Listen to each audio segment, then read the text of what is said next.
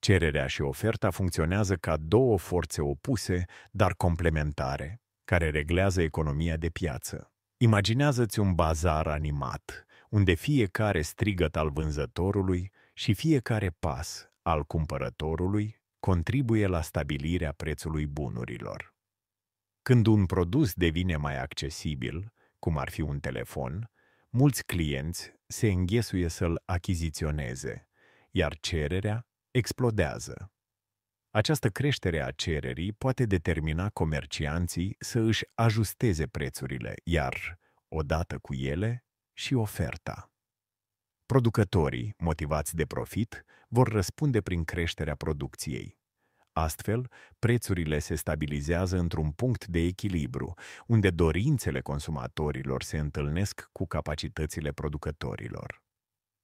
Acest dans dinamic între cerere și ofertă nu doar că determină prețurile, ci și asigură o alocare eficientă a resurselor, contribuind la sănătatea economică a societății.